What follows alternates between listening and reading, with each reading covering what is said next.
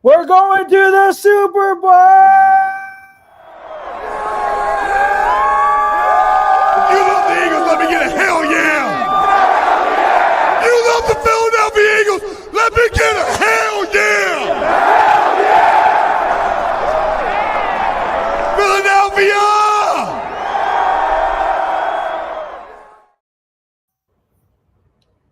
Let's go! Super Bowl! Eagles talk on A2D Radio. We are brought to you by Baggio's Bread, located in Mount Laurel, New Jersey, home of the best stuffed breads, tomato pie, sandwiches, cutlets, meatballs.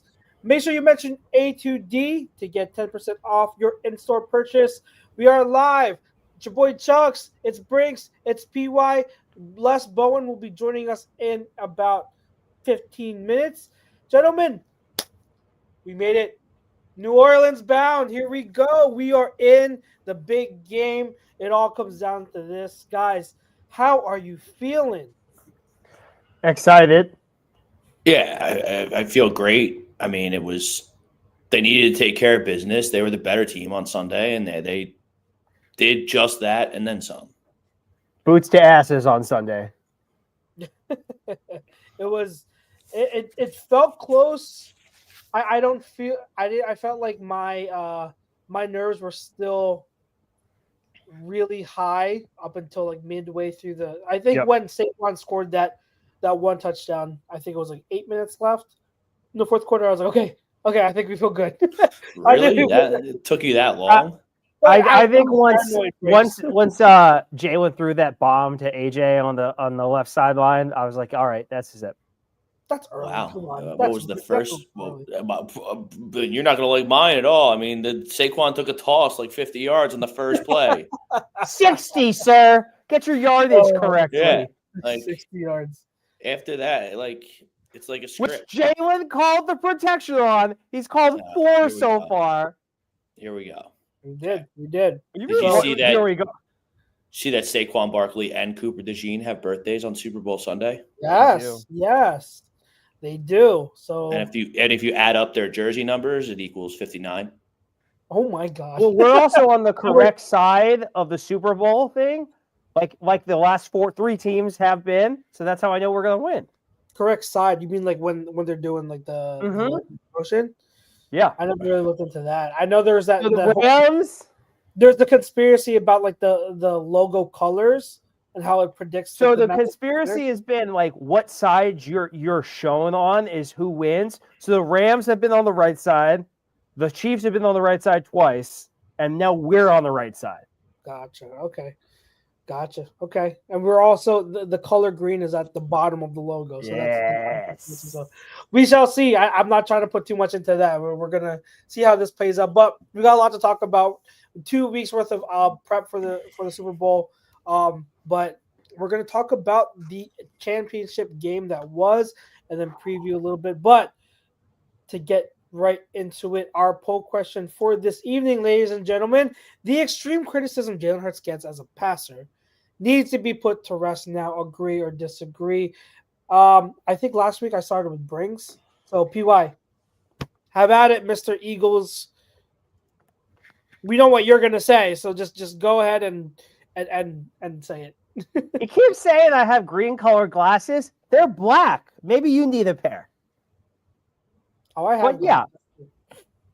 Yes, it's 100% needs to be put to rest. Like I understand people, they have issues with Jalen Hurts. Like how he performs at the quarterback position is there's just something about it that people can't comprehend.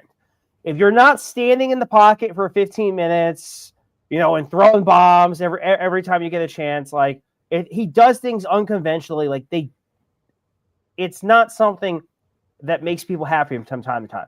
Not to mention he does the tush pushes and things like that. He is an unconventional quarterback, but you know what? He has an arm. Like he throws dots whenever he needs it. Like when you need him to make the big play with his arm, he's done it. We saw him do it last year. Like, obviously, it wasn't to this degree, but, like, when it comes to big games and big moments, you can trust him. Whether against Patrick Mahomes, whether it's against Josh Allen, Dak Prescott, Jaden Daniels, like Jared, Matthew Stafford, like Jordan Love, like it doesn't matter. Like when you need him to make a play, when you need him to throw dots, when you need him to make a big play with his arm, he has that capability. It's like he says, just because you haven't seen it doesn't mean I can't. Like we know what he can do. Like we've seen it on the biggest stage of all. We've seen him on the Super Bowl go toe-to-toe with Patrick Mahomes. We've seen him against big-name quarterbacks go shot for shot. Like, that's just who he is. Like, just because they adapted and they changed things this year doesn't mean that he can't be a great thrower of the football. What was that they said before this year? Well, when it comes to the blitz, he can't do it. Well, when it comes to the pocket, he can't do it. He was exceptional in the pocket this year. He was exceptional against the blitz.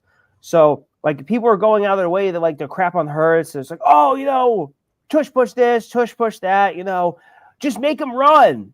And if you stop the run, his arm can't beat you. Well, he beat them with his arm all day yesterday.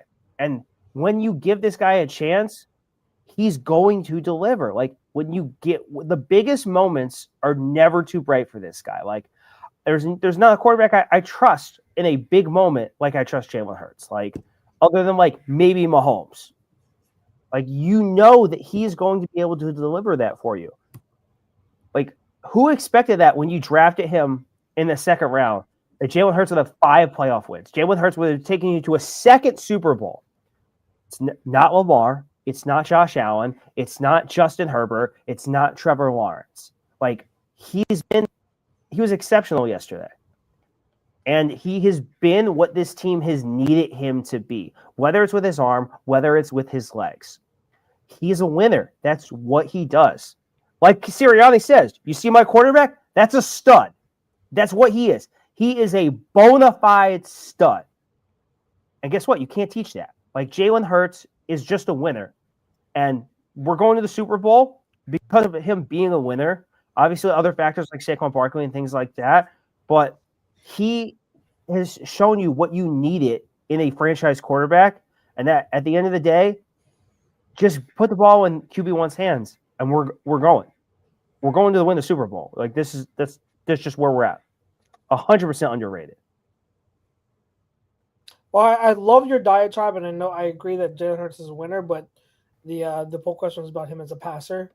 But your whole rant there is expected. So, Briggs, what do you think?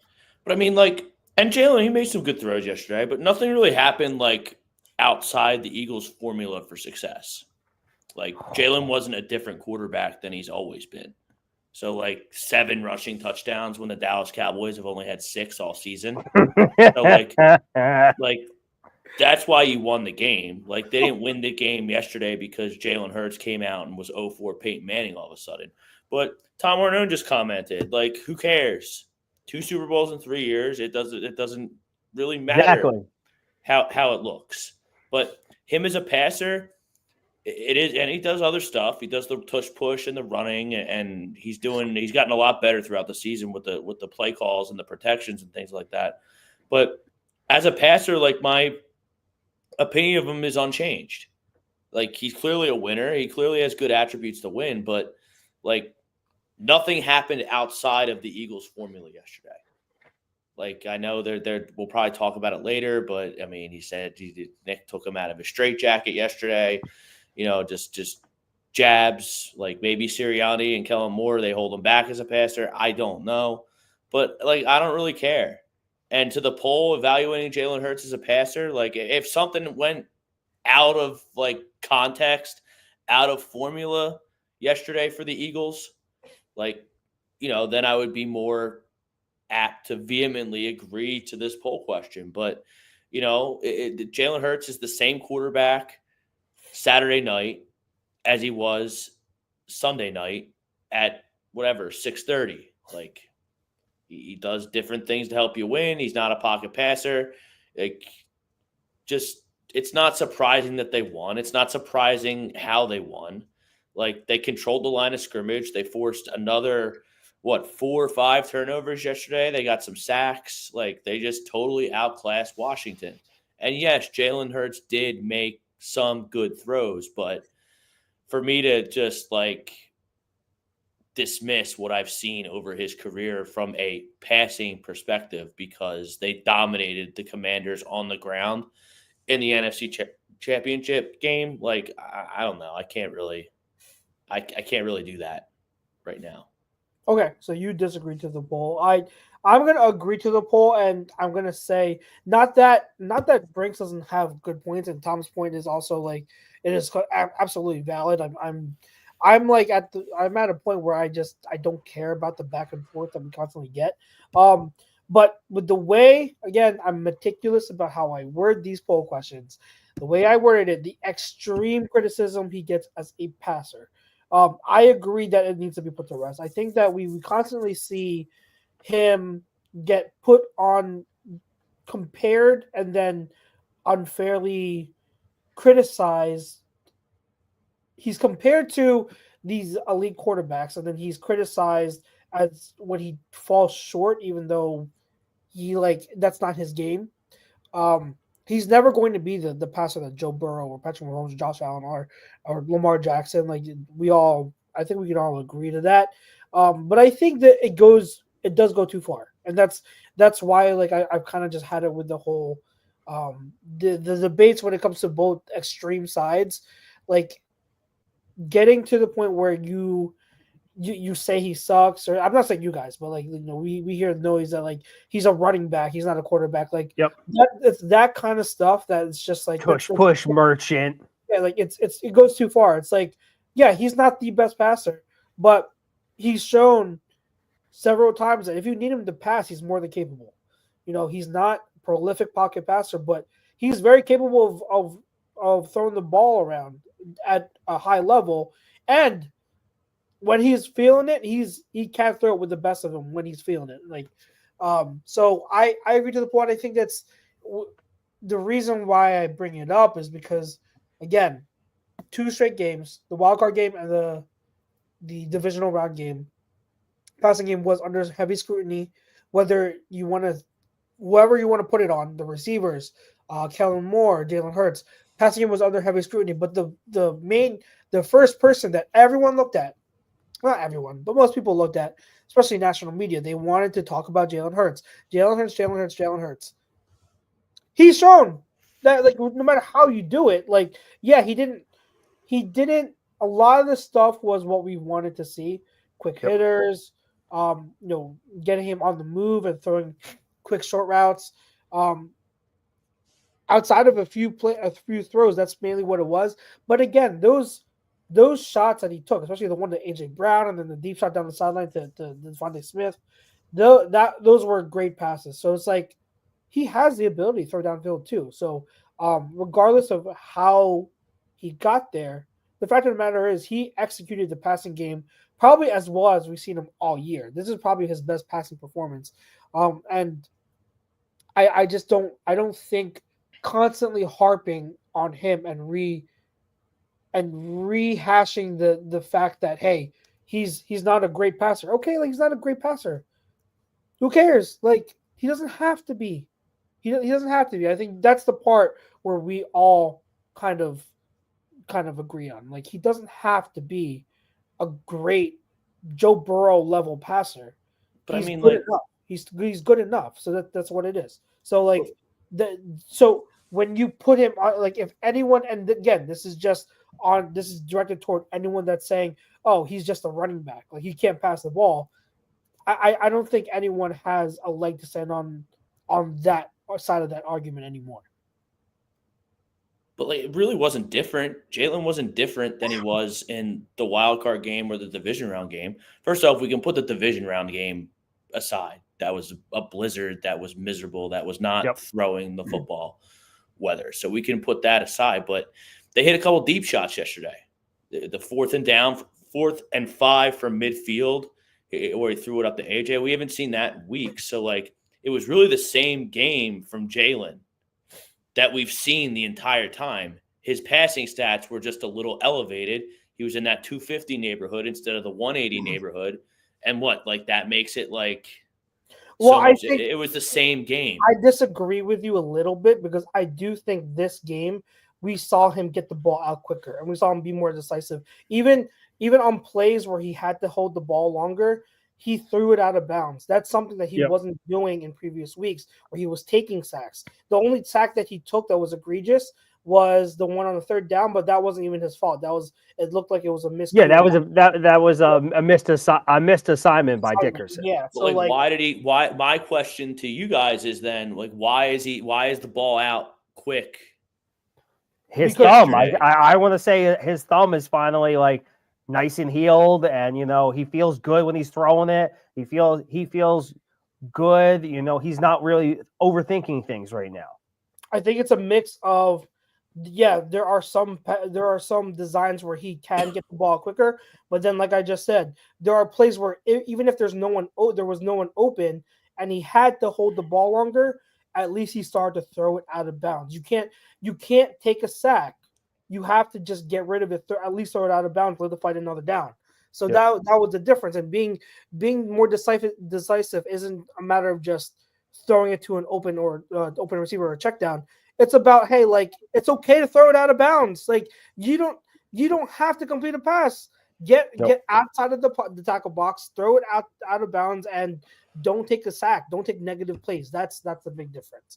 I also think Kellen Moore just called a far superior game. That was part of it. But if we're focusing, the routes were crisper. The designs were better. Creativity. Yes. We played more reverses yesterday than we did all season. Before we get to that, we're talking just about Jalen Hurts and what was different. So that's what I'm replying to Brinks with. But I want to get Les Bow. And Les, how are you? Hey, fellas, how are you? Yes. We're in the Super Bowl, Les. How about that? Super Bowl. So I wanted to get your input on the poll question, of course, as always. The extreme criticism of Jalen Hurts as a passer. Do you think that now needs to be put to rest? Extreme criticism, yeah, I guess.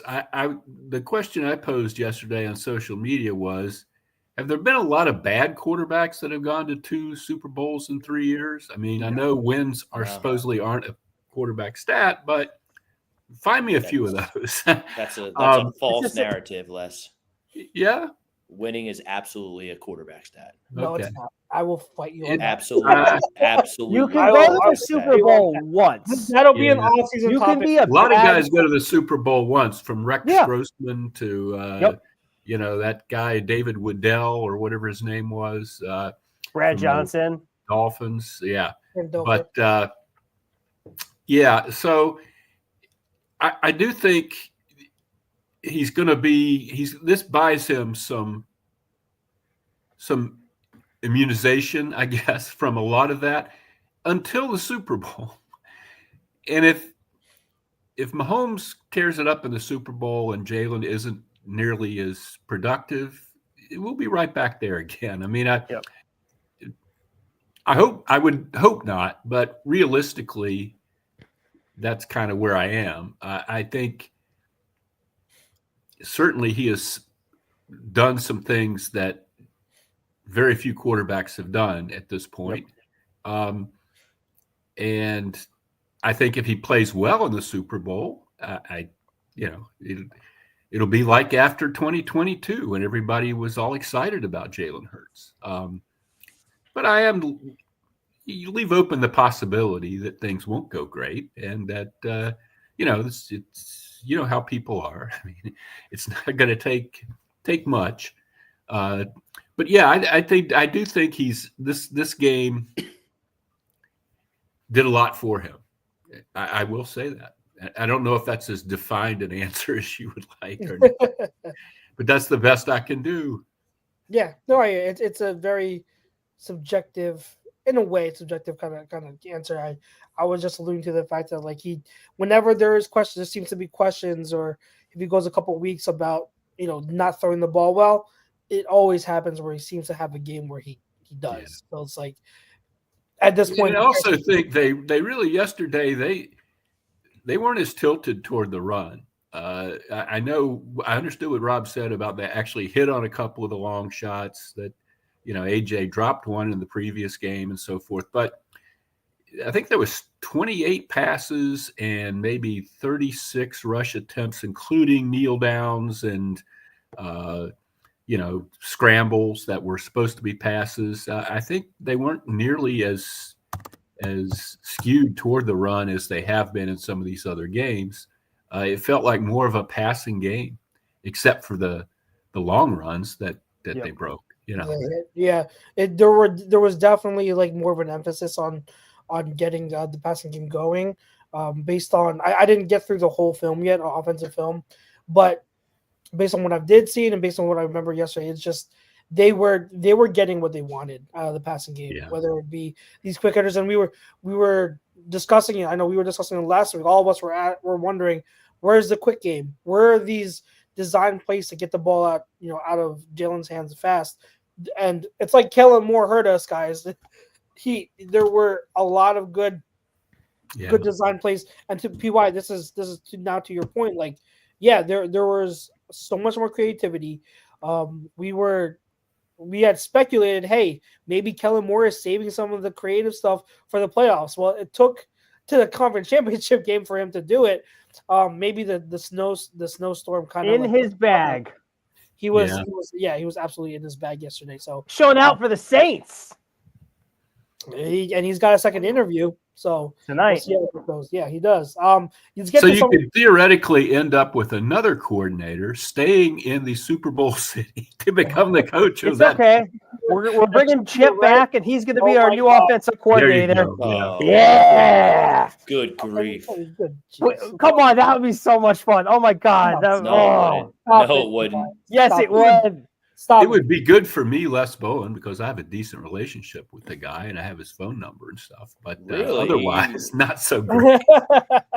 Yeah, Kelly. I mean, he had a good relationship with you and the media.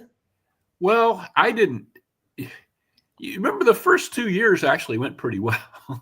Until he got rid of all our good players. Yes, and that was the problem. Prove that he could do it with. I thank him so much for that.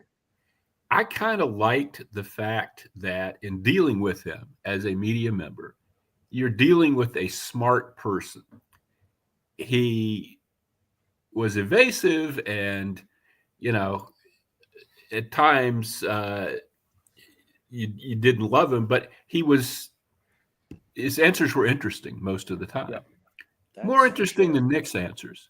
And I know that's not what fans evaluate stuff on, and that isn't really what anybody, but it just, from a working standpoint, I found him amusing. Even when he was being a jerk, I found him, Just why he'd be perfect as an offensive coordinator. He's not talking weekly. He's not the face of anything. Boy, I don't know, Peter. I just don't think. I think he's. I would have a lot of fun. He needs to be at right now. I don't think he's an NFL. The NFL is about people, even if you're a coordinator. I don't know. Josh McDaniels keeps getting jobs, and he is not a people person. Well, he's had a bit of a mixed history too. He's great as a coordinator. I don't think Chip fits the vibe that most teams are looking for in, or that the Eagles certainly with their culture right now are looking for. There's just no way he ever comes back here. I'm sorry, Jeffrey Lurie would. Well, that's why he got canned, right? His relationship with Jeffrey Lurie deteriorated, and everybody else in the building. But Lurie was the one who said, "I can't even wait for the end of the season. Get this jerk out of here." I swear to God, I love how I would like that. That is the biggest big baller move there is. I am so much better, and I am so much in control of this situation that. Even though you did this to me, I'll bring you back because I have all this control. Where is this coming from? Peter ingested something before the show tonight. Yeah, he's on.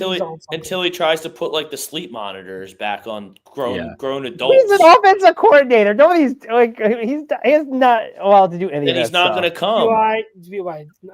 Enough. That's not get to some of the chat. I couldn't think of two more opposite people in the coaching community than Nick Sirianni and Chip Kelly. Good point. Very good point, Rob. Yeah. That would never work.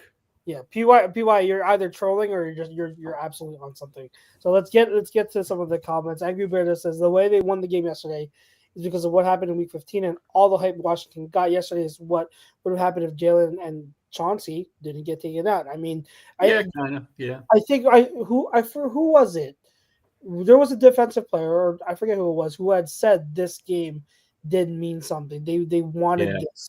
But maybe you needed that game to have this game, exactly. in some ways. I don't know. I mean, it certainly it was very galling, and it was good to see them show, who really has the better roster. I think there was a lot of silliness coming out of that game, the Week 15 game from the Washington side, but it was impressive.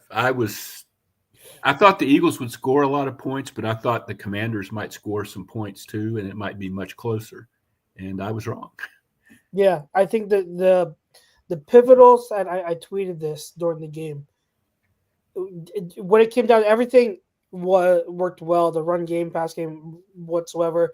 Defense made some plays, but what it came down to, I'm pretty sure all of you would agree: 3 turnovers, 21 points. Yeah. It's 4 turnovers and 28 points. 3 turnovers. And I say that in conjunction because it's not just the turnovers, it's the scores off of those turnovers. Which had been a problem going into this. Remember what I said about that Week 15 game. We had 5 takeaways, scored 6 points off of those 5. Yeah, that was dreadful. That was the issue, is not capitalizing on those takeaways. And so getting those and then scoring touchdowns off of them, that was the biggest difference. That had the absolute biggest impact on what happened. And I think the biggest one was toward the end of the second quarter, end of the first half, getting that fumble on the kickoff return and then scoring that touchdown. That was real. I think that was really like what kind of gave the Eagles a nice little cushion for breathing. And I had said this too, is that I know people were annoyed that we let them score a field goal, but right before the half. But for me, I was like, after they went up 20-12, I expected that offense, the Commanders' offense, to score at least 3. There was way too much time on the clock, and I was like, they're gonna get at least a field goal, maybe a touchdown here to tie it up. I expected that. So being able to get the ball back off the turnover, score a touchdown, and then only give up 3, I was like, that's a win. Like, when you take all of that into consideration, I didn't hate that they gave up a field goal because we got an additional 7 points. Yeah, right I wasn't terribly concerned at 27-15. That didn't – I mean, I sort of noted the fact that Washington was hanging around, but it wasn't like some of these other things we've seen where it's like, oh, my God, they should be ahead by 30 points. And, no, it was – but I really liked the turnovers. There are turnovers and there's turnovers. There's turnovers where a bad quarterback or, whatever just throws the ball to the wrong guy and you say, thank you very much. And there's turnovers that you create, which I thought the Eagles created turnovers. They weren't just falling into their hands. They forced the fumbles, got a little bit of luck on that one that stayed in bounds that probably half the time goes out of bounds before anybody recovers it. But otherwise, they really they earned those turnovers. Oh yeah, absolutely. There was a great play by who recovered that first one? DeJean? Was it DeJean? Blankenship, wasn't it? Blankenship got it. Great job of Blankenship to hop on that before it went out of bounds. Absolutely, because I was worried part of his body was going to be out of bounds before he recovered it. But such a great heads up play to get to hop on that before he did go out of bounds. So that was another great turning point in that game. I mean, a lot of people. Joe says Brady averaged 3,500 yards, 24 touchdowns, and 14 interceptions in his first 5 years, and won 3 Super Bowls. Did anyone say team would be better without him? LOL. Like, it's about how you win. And a little bit of a different era, believe it or not. Even though it's Tom Brady, that he played for so long that those stats looked much better 20-some years ago than they look now. Yeah. Joe Guerrero. Really, they did. I mean, that was, the stuff. They did. Different era. Yeah. Absolutely. Chucks, I thought you'd be all over the kick return fumble. Forced by a running back, recovered by a running back. Yes. And it was interesting that the depth chart getting it done. I hadn't heard Shipley talk that much, or I read that much from him because he doesn't play that much. Mhm. But it was real interesting hearing him talk about being a special teams player and not having done that before, not ever having tackled before in his football life, and learning that here, and taking pride in doing that here. Love it. That's good culture and good stuff from the coaching staff to get a guy to buy in, because there have been good players for the Eagles who really weren't interested in that sort of thing at all. And I think I've told this story before, but Lito Shepherd's rookie year, he and Sheldon got a lot more snaps because Sheldon was really great on special teams. And Lito actually said to me one time, "I didn't bring me here to play special teams." Well, yeah, but if you want to get on the field, You gotta play it. I just think it's. You remember that rookie year? I don't remember exactly which game it was. I believe it was the first game, but one of my first impressions from Sheldon Brown, which made me love him, was that special teams tackle where he came in and he annihilated the returner. I don't know if you remember that, but it was his rookie year on special teams. And he did a lot that year. I mean, he made himself very valuable right away. And they didn't have a spot for him. They had Troy Vincent, Bobby Taylor, and Al Harris as their corners. So it was special teams for him, for Lito, and for Brian Westbrook, frankly. Yes. And Lito was the one who was like, I'll just wait for one of these guys to get hurt and then I'll play. But Sheldon, I don't remember the play you're talking about. Sheldon was all over it. He really was.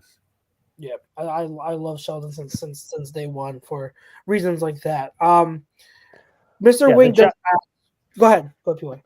Yeah, the job Michael Clay has done over the last 2 years has been phenomenal. Like if you go from what we were for 2022, especially in the Super Bowl, where special teams was atrocious. Yeah. We weren't doing good punts. We were giving up like long returns. And now it's like it's the best unit. Like you're getting fumbles on kickoff returns and punt returns. Yeah. It's insane. But two things, Pete. One is I've always felt talent has a lot to do with whether your special teams are any good. If the bottom of your roster stinks, then your special teams aren't going to be very good. Two, that fake punt Sunday. I think you saw, I saw, Chuck saw, Rob saw. They're shifting around back there. It's taking them forever to snap the ball. And I'm thinking, something's going on here. What is it, 4th and 5? Yeah, they better watch out for the fake punt. And Jeremiah Trotter Jr., only person in the Delaware Valley who didn't see a fake punt coming there. So I have a little bit of trouble with you, PY. I think Michael Clay basically does a good job, but they have some horrendous gaffes in their special team. They do. I think he's improved. I think he's gotten better since he first got here. The unit. I would have fired him when he first got here. I was too. I think last year he played much better. The units played much better than expected. And I'm with you, Les. I don't think he does I wouldn't say they're a special unit, but I mean they do what's asked, and the gaffes are few and far between, right. which is and fine. They make up for it, with big plays.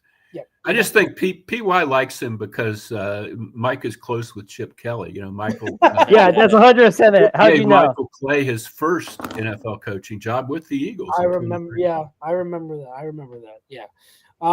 Joe does make a good comment here. I love Kellen Moore noticing the blitz up the middle and Washington's desperate to stop the run. He caught a bunch of sweeps and outside runs and pitches, and they worked every time. They did. It's that first play, obviously, but it was definitely part of where, because we've called them during the season.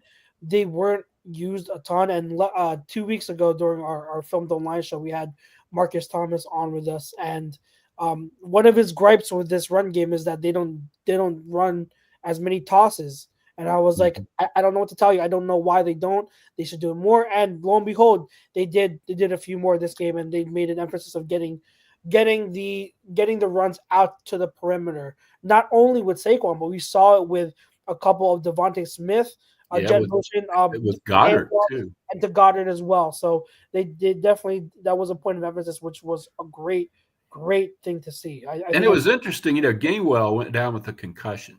Yes. Yeah. So they didn't want to beat Barkley to death, especially since they were way ahead and they figured, we're going to the Super Bowl. So I think they started doing to keep running plays in the mix. I think they did some of that Goddard Devontae stuff just to, let's run it this way, Yep. Zach Ertz was probably like, I don't remember doing that when I was here. Right. Well, you couldn't. Right. But speaking of Zach Ertz, a big shout out to him. I don't know if you guys saw the clip of him and Cox. The emotional. He might be on this. Washington's best player, I thought. A lot of it was all underneath, and they were letting them have some of those just because it wasn't over the top to Terry McLaurin, but nonetheless, he caught 11. Yeah, and Ertz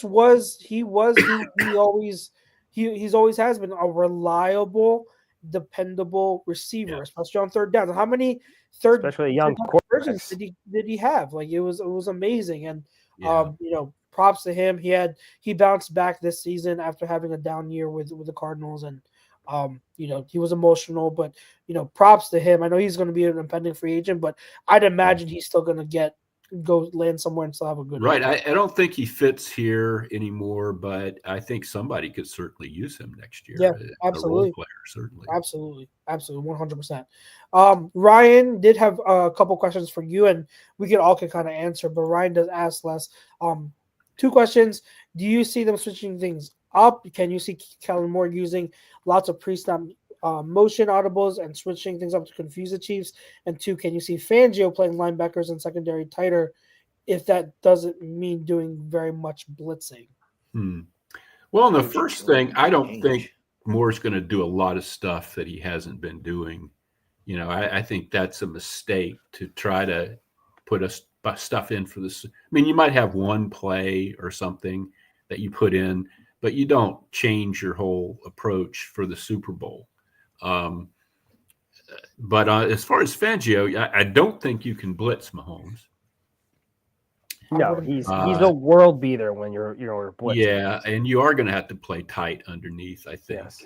Can we watch the motion? Play tight underneath because I don't think they go up top all that well, frankly. They don't. They're a great team up top. So, yeah, I think that's where you do, you cover Travis Kelce, which, that could be a big concern for the Eagles. But they might end up wishing they still had Nakobe Dean in that situation. But, I would be more likely to see your scenario play out I think maybe with Fangio than with Kellen Moore. But I don't know. I mean, it's hard for me to say what they might do.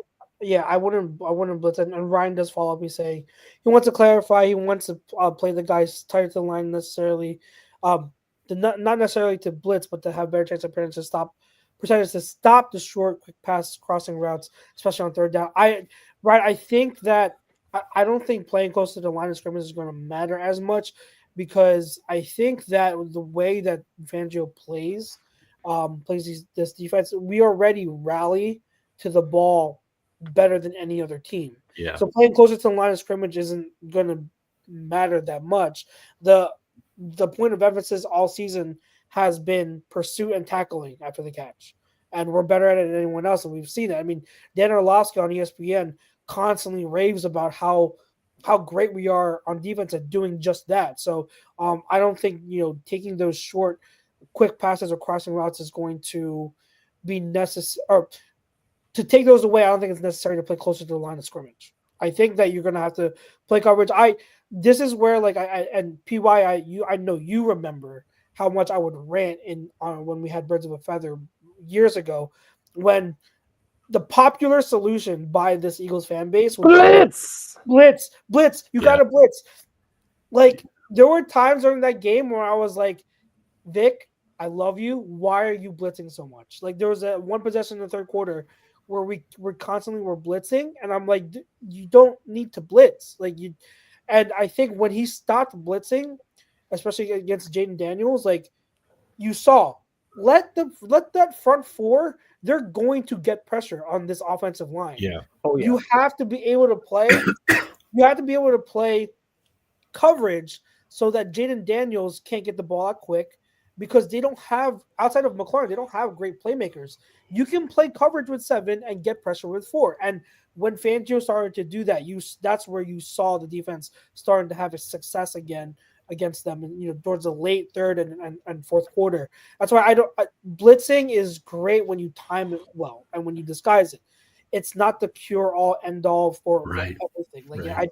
I think fans get a little bit too obsessive with blitzing because it's fun. It's Jim Johnson, and everything, but it's not that era. Well, the thing, Jim, that was a long time ago now. Long time ago, yeah. And two things about that. One is it worked very, very well against a lot of the quarterbacks they faced, because they faced a lot of bad quarterbacks in the NFC East back then.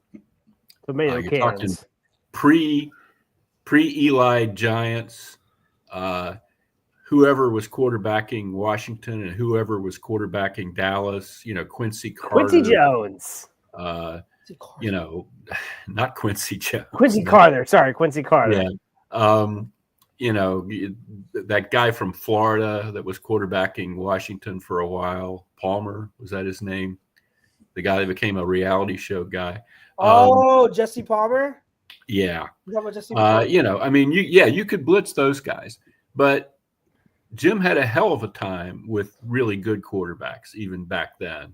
Peyton Manning ate those blitzes alive, and the game has evolved a lot since then offensively, and it just doesn't work like that anymore. It's not, it's not Buddy Ryan's 46. It's not Jim Johnson's blitz. It's, you can blitz. Steve Spagnuolo blitzes a good bit from places that people aren't expecting it, or, in weird situations, and does well with it. But not a lot of defenses do that as well as they do it. And the Eagles aren't a big blitzing defense. Correct. Yeah. Because you have to be able to, in this day and age where, like you said, it's a different era where these quarterbacks, many of them can extend plays, with their legs. Yeah. And that's a huge part of the game. So now where they're able to buy time, that kind of offsets what the blitz can do a little bit, because it can't get home as much. And if they're buying time, they're going to have more time to make the pass, to throw it downfield. The reason why Spags has so much success is because he's so good at disguising and doing it at the right times. Like it's not always about being consistent with it on so-and-so down. It's about, like, when is the right time to do it and how do you do it? Like that. We're going to break this play down on Film Don't Lie tomorrow night. So if you're watching, tune into that podcast. But that 4th and 5 where he blitzed the corner on Josh Allen, that was genius, because Josh didn't expect it. And that's just an example of why you have to be able to execute these blitzes at the right time and in the right way, because if not, you're going to get torched. And it's not as easy as saying, oh, just blitz, you'll get pressure that way. No, like you're sacrificing coverage. And it's not 1995 anymore. You can't just blitz your way out of a paper bag. Like Jose mentions here the 18 play drives. That was interesting yesterday. I was a bit concerned as that they kept 3rd downs, 4th downs. They kept converting. The Eagles would do great on 1st and 2nd down, and then sometimes 3rd down, and then give up the conversion. And I was like, boy, this isn't the way you want to start this. And then Dan Quinn decided to kick the field goal in the 3rd. Which I was surprised. Were you surprised, Les? Yeah, it was. Yeah, right. They go short, wasn't it? They like go 2 for 2. Yeah. I guess 2 you for 2 felt on like 4th he was down. pushing his luck, but even so, you're deep in Eagles territory. It was a chip shot field goal. It's going great. I thought he did the Eagles a hell of a favor. Yeah. I mean, and the combined, he couldn't have foreseen this, but the combined Set the psychological effect of kicking a field goal at the end of an 18-play drive and then having Saquon Barkley run 60 yards on the Eagles' first play. Yep. If you're on Washington's bench, you have to be like, oh my God. Yeah. It's difficult because go ahead, Briggs. I think he got scared because he went for it in that Thursday night game at the Link, and it didn't work, and everyone made fun of him. So I think he got scared. He got scared of the moment. Hell of a thing though, after converting 2 4th downs to not go for it on the third one. And you can take the man out of Dallas, but you can't take the Dallas out of the man. I guess. Yeah. Well, he also is the guy that blew the 28-3 lead in the Super Bowl. So yeah. God bless Dan Quinn. He is. I think it's so I was surprised too, Les, and I thought it would be good. I expected them to go for it because they've been the best 4th down team since 2000. And even if they don't convert, I think it's just your right, less like it's your identity. So if you're deep in the Eagles territory, you don't convert. So what? We have it deep in our own territory. Like that's what I was saying. Yeah, it wasn't like he was. If they didn't take the 3 points, it would be some terrible outcome or something. I was very surprised, and I thought it was a huge part of the game. Especially after Barkley took off. I think that really set the tone for a lot of what followed. Yeah, absolutely. And I think with Jose's point, this is what I've been alluding to when it comes to like the new types of defense. It's like a lot of people were like, and I understood this more with Gannon when Gannon was here as opposed to Fangio, because Fangio knows how to execute this defensive scheme, obviously to a T, right? Because he orchestrated it, right? But this is why I have no issue with their philosophy. It's to take away the explosive plays, right? Because football is about 2 stats mainly, turnovers and explosive plays, right? So if you're the defense and you're doing whatever you can to take away the explosive plays by the offense, you're making them matriculate down the field on these long methodical drives, which is frustrating, can be frustrating, but at some point, they're going to make a mistake. All it takes sometimes is just 1 or 2 negative plays for you to be in 3rd and long. And usually a holding penalty. Or something like the whole drive. Exactly. And then on 3rd and long, the defense pins its ears back for a pass rush, and that's all it takes. Like to have to rely on methodical drives as an offense, it's laborious. Like so, it's efficient. So like you have to be able to be kind of like the Eagles, where you are able to matriculate at a high consistency through the ground game and through having a pass game off of that. But regularly, especially if you're a pass first offense, it's very, very difficult because the pass game in and of itself it's a little bit of a higher risk, higher reward type of play as opposed to a run play. A run play is you're consistently usually getting positive yards. So that's why like it's I've never had an issue with this philosophy, but it's all about how you execute and adjust to when you need to garner more pressure. Or you like a big thing again. I don't mean to go on a huge rant, but like the biggest difference in this defense is Fangio defense as opposed to Gannon is that Fangio has taught these guys to pursue. Like when the ball is out, these on a short passing route, these guys rally to it like no other. That's the difference. That's the absolute difference in the defense, and it makes it. That's why you don't get a bunch of yak anymore, which is the huge problem we talked about against the Bucs. Also more talent, but yeah. The loss in Week 4 against the Bucs, the biggest issue was missed tackles. Once that was fixed, you saw how much of a difference it made with this defense. Good point. Yeah. So any other takeaways that you wanted to have from this game? We talked a lot about the offense. There were I don't know if there were any other unsung heroes or unsung plays you guys wanted to highlight. How about Howie Roseman? I have it right here on my phone. Let's start. This is just the draft. So 2020, you got your quarterback, Jalen Hurts. All pro. 2021, the next year, Devontae Smith, Landon Dickerson, Milton All pro. Williams, Kenneth Gainwell. 2022, Jordan Davis, Cam Jernigans, Nakobe Dean. Down in the 6th round, you got Grant Calcaterra. This is the one. Wow. He was a 6th runner. Wow. 2023. This is the really, really, really good one because this is like 7 for 7. It's Jalen Carter, Nolan Smith, Tyler Steen, Sidney Brown, Keely Ringo, Tanner McKee, Moro Ajamo. Yeah. That's steals. Every pick is a contributor. Yep. And then obviously last year you get Mitchell, DeJean, Jalix Hunt, Shipley, and I'll give Trotter. I'll give him a shout out. Yeah. So that's all of them have been contributors. So that's 5 straight drafts where you've gotten at least 4 guys that are key contributors on the team. That's why you're here. 22 of their last 30 draftees have made significant contributions. Are still here, and there's actually that doesn't include one guy, I think Keegan maybe, whom I didn't include as a contributor because he hasn't really played much, but he's still here. So.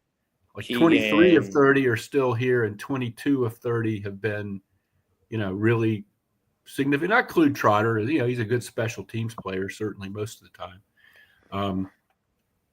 That's amazing. I mean, that's way over the averages.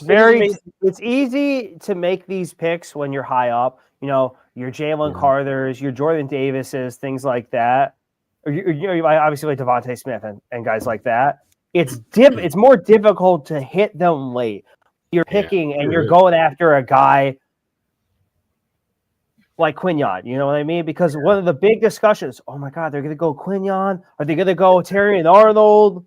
Right. Cooper DeJean? And then you go with the guy who comes out from the lesser known school, and everyone got a little SEC crazy and a little nervous. And home run. Terry and Arnold has massively been massively undervalued for what he's doing. Like he's not. I mean, underachieved. That's what I meant. Sorry, he's massively under. Well, there is no value there right now, so I guess it is below value. But But I mean, at the same time, I hear what you're saying. It's easier to pick at the top of the draft, but every year, come May, the same 5 or 6 teams are in the top 10 every single year, and they always miss, and they're always back in the top 10. A lot of times, Rob, a lot of them take quarterbacks year after year and don't develop the quarterbacks, or they take players who are pretty good, but they don't have the quarterback, and so they take Saquon Barkley. Josh Huff Bryce Huff had a sack on Sunday. Leave him alone. I don't think he had a sack, but he was out there anyway. He got to play. Jordan Davis had a sack, which was almost amazing to me. Huge sack.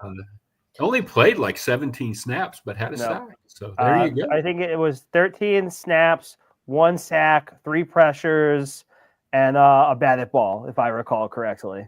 Yeah, great job. But I would say one thing I wanted to say about this whole business before I go is I covered a lot of Eagles teams, including one that won the Super Bowl and 2 others that were in the Super Bowl. And this is just the most talented Eagles team. Yep. And I'm not the first person to say that, but I think it's something that needs to be acknowledged. I don't know if they'll beat Kansas City. I mean, a team that's going for a three-peat, even if you stack up the Eagles roster against their roster and say the Eagles have a little bit of an edge here, a little bit of an edge there, a team that's going for a Super Bowl three-peat is a hell of an adversary. But this is the best team the Eagles have taken into a Super Bowl. I mean, I'm absolutely certain of it. And it's almost scary to me that this is the case. I mean, you saw Sunday what kind of team this really is and how good they really are. And it's astounding. Really is. Astounding. Yeah. And next week we'll get into We'll do a full blown preview of the Super Bowl and what we think our matchups or key matchups are and our predictions and everything like that. But it is, I personally have never felt. I've witnessed in my lifetime of watching football. And I've witnessed 4 Eagles teams now go to the Super Bowl. It was 04-05, obviously the 2017-18 Eagles, then obviously 2022-23, and then this year. I have never felt as, I don't want to say cocky, okay, because anything can happen, but I've never this confident in an Eagles team going into the Super Bowl. Yeah. Like, just wish they were playing Buffalo instead of Kansas City, even though I would kind of hate that because I do feel bad for the people of Buffalo that they've never won a Super Bowl. God hates Buffalo. But there is no way that team is beating the Eagles. Whereas with Kansas City, you just don't know.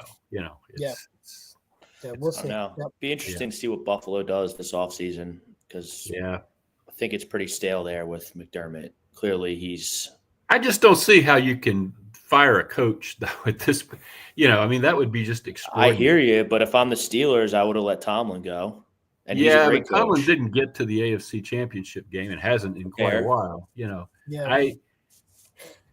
It just feels like he's done all he can up there in Buffalo. That's a good way to say it. I agree that there is that, but boy, I don't know what kind of message you send. I would want to know what the players there feel.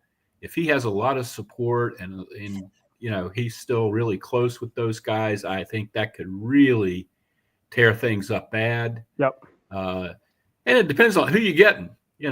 That's always maybe if you're getting Mike Tomlin.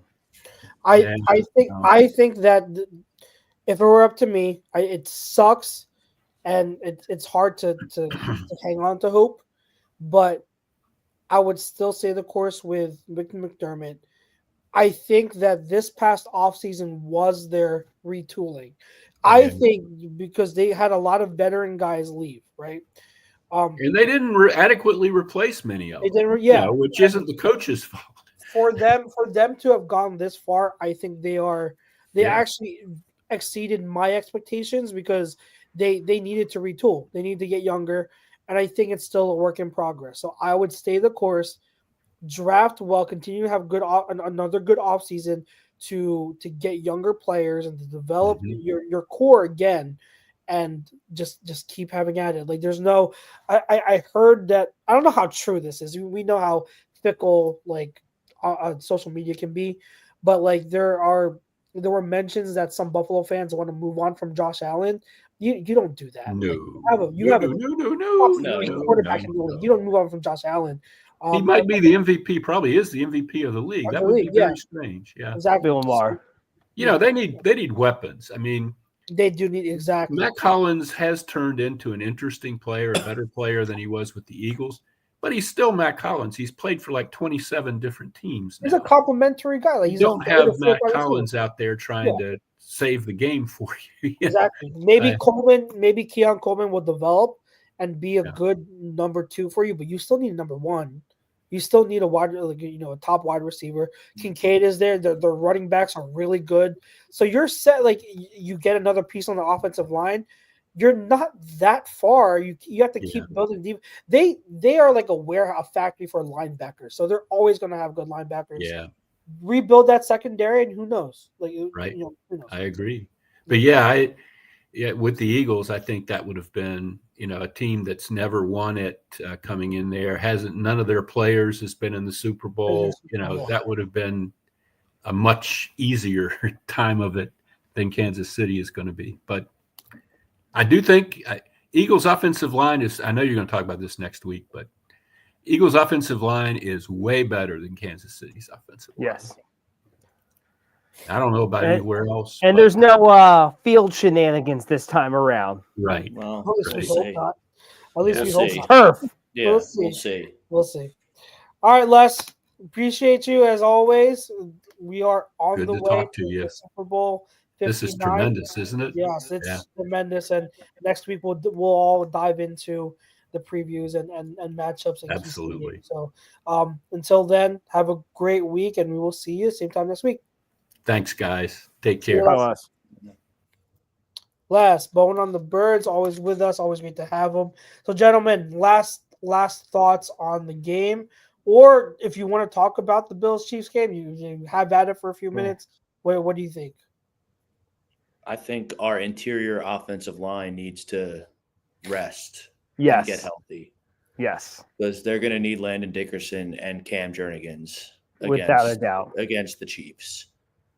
They're just warriors. That was such an impressive performance by both of them. Yep. I don't think Cam plays in many other scenarios yesterday. Nope. Correct. That Landon Dickerson's basically cursing them out on the sideline, telling them, I gotta go. I can do it. I don't want you to play. And you could tell Jurgens really wanted to sub in for him. But it's tough because then you got Dickerson at center and Steen at guard. So, the injury to Jernigans, it makes two positions. I thought Steen was solid. I thought Dickerson, I thought he did an okay job. I thought he was the weakest point of that line on Sunday. But I don't know. I guess they don't have anyone else besides Landon Dickerson that can play center.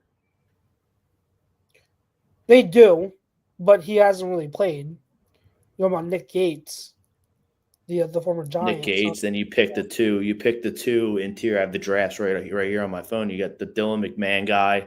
He's not from there. NC State. He's not with us anymore. He's not with us anymore. And Keegan, something. I would roll with what you have. Like I said, with Dickerson, he got hurt, and you could tell he was struggling after he got hurt. But I think with the extra week, I have some confidence that they'll be playing, and they'll have that ample rest to recover. And plus, I think I've said this. I think Steen is fine. I think he's capable. So with guards, you can kind of also, as long as your center and your tackle are playing well, like guards can be kind of hidden a little bit. Yep. I'm not saying like they don't matter. I'm just saying like Steen doesn't have to be otherworldly. It's not like he's playing tackle where he's on an island. He has help on both sides of him. So like you can kind of help him out with doubles and combos, and he doesn't have to play out of this world. So I think Steen is. Well, I mean, you're just facing Chris Jones. Yeah. On the interior of the other defensive line. There's not many players like him in the league. Great point. Yeah, absolutely. So I just with Steen, you have to. If it came down to Steen or anyone else, like on our roster, I'd go with Steen. I don't have any confidence in like Gates or like any of those who have been like inactive most of the year. You roll with the 6 guys. You have your 6 offensive linemen, and you roll with them. So, yeah, you got it. Anything else you guys want to cover? Cool. All right. So we'll get into next week. We will get into the full preview of Super Bowl 59. We'll talk about matchups and keys and our predictions. So do your homework, guys. Let's see what we got for next week. And if you're tuning in, if you're listening still, definitely tune in to us next week where we will have that preview. We will also do, like I said, I've been alluding to on Film Don't Lie this week, which comes out on Wednesday morning. We will be doing an in-depth film study and breakdown of both championship games. We will also have Shane Half of Eagles Pinpool Network on with us as a guest this week. So he's amazing at film analysis. So tune into that. And then next week we'll do the same with Super Bowl previews. So a lot of football stuff. We got also A2D Wednesday nights that we'll also dive into the game. So a lot of Eagles coverage for these next 2 weeks leading up to Super Bowl. So enjoy it. Let's talk. Let's prep. Let's get ready for this huge game, this huge Super Bowl 59. Let's pray that we can finish this, guys. Remember our sponsor, Baggio's Bread. Make sure you mention A2D Radio for 10% off your in-store purchase. For myself, for Brinks, for PY, and the rest of us at A2D Radio. We appreciate you. We will see you same time next week. Until then, go Birds! Go Birds!